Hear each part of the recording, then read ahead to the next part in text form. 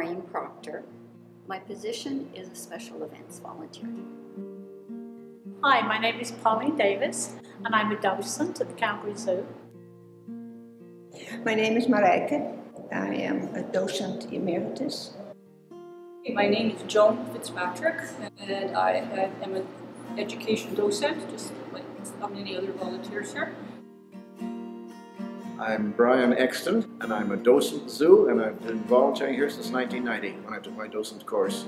My name is Pat Eisted and I am a special events volunteer, I think is what they call me, although I do anything and everything. My name is Loyce Clark, that's L-O-Y-C-E. I do just about everything. It's Anne Johnson.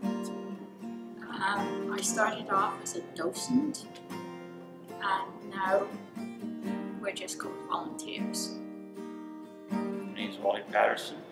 I'm just a volunteer. I was special events for a large number of years here, but now I switched over and I'm only volunteer at the Zoo Ranch. I actually started volunteering for the zoo because a girlfriend said, "This sounds like fun, let's do it," and we started together.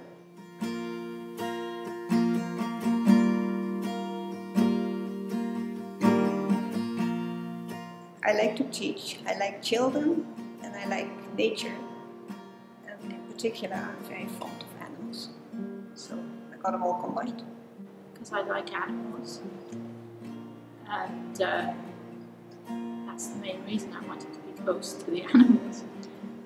I really enjoy it. I have lots of fun. I like talking to people, meeting people.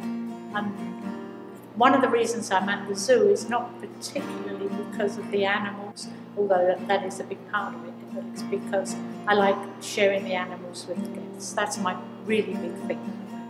Well, at first it was kind of a selfish thing because I was turning 50 that year and no more kids were out and settled, old enough. No more driving to pools and dance lessons and all that stuff. So I thought, well, I love animals, so I came down here. And the first thing I saw was a blue-tailed skink. Never seen a skink before. And I thought, oh, that's what skink look like. Clever, me, knocked that off my list. So I learned, the more I learned, the more I didn't know.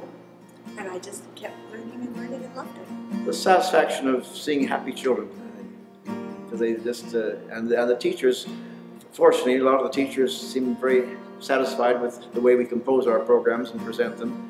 And I think the satisfaction of dealing with children and hoping to impart a little more knowledge about animals to them, that's rewarding in itself.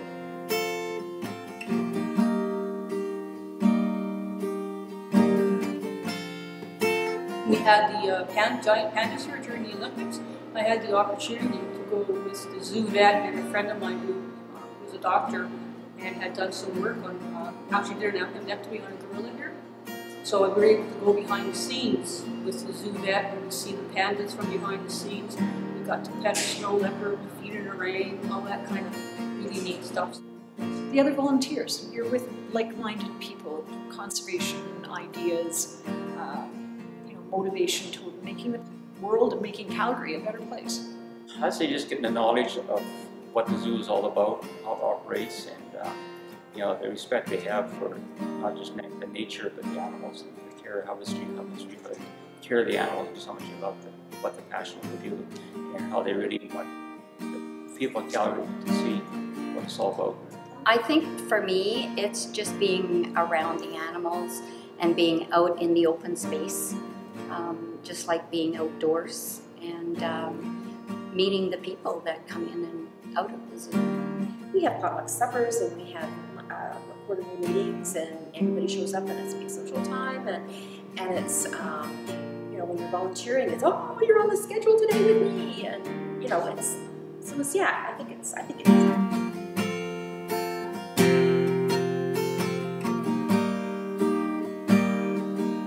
Yeah, I have a lot of really good memories of working in the zoo. The zoo used to be very different years ago.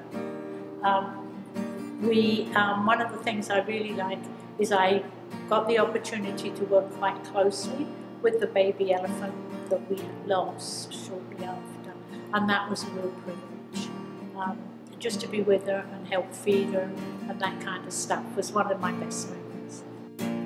one thing we used to do, again, that hasn't been done for a few years, we used to have the behind-the-scenes elephant bath times, where the public could go right down and help the keepers scrub the elephants. That was a very rewarding experience, and seeing the reaction of people when they could actually touch an elephant and then scrub it and things like that. My favorite memory: seeing an entire kindergarten class in a pair of boxer shorts explaining how big a T-Rex is. One, you can't have just one. I mean, as you're saying that, I'm flashing through all kinds of different things. It makes you laugh. I mean, just as you say, observing human behavior, really fun. Or these really techie, you know, grade 1, grade 2 students now, and I had one this year who was looking at a tank of fish and said, "Oh, neat, 3D." And I'm going, right, this kid's been in front of a TV too long. Anyway, yeah, no, I mean, every day there's something that makes me smile, and I enjoy for sure. I really enjoy zoo lights because I'm a Christmas person, so that's the best time of the year for me, and just meeting all the people. But one of my favorites was one of the extravaganzas that I worked, and I was a storyteller on the West Lawn. So I worked with little children sitting on a puzzle mat and just read stories to them. So it was really fun. My favorite memory, we used to have a program where we let the public feed giraffes carrots. And it was just so exciting because they'd come in and they'd see this great big animal whose neck and head weighs about 500 pounds, and they would be feeding it little carrots. And then they would be just so overjoyed. So you really knew that you were making a difference in somebody's life, and that's what I wanted to do. I will never forget the one program on the 14th of February, Valentine's Day. The darn beavers were in, you know, the mood for love. So you got the kids. What are they doing? Well, I didn't have to answer it because another boy piped up, "They're making baby beavers." Right. And then we went on with the program. When I first started here, I started with what was called Wild Lights, which is the zoo lights, back in 1998. And one of the times we had a lady who just come down with her husband, and just on her way down got her wedding ring resized, and they're all playing in a straw, and they lost it. So we spent about 2 hours looking for Hayden. Yeah, needle in a haystack, we actually found it. My husband and family surprised me with a painting that was painted by Kamala for my 50th birthday.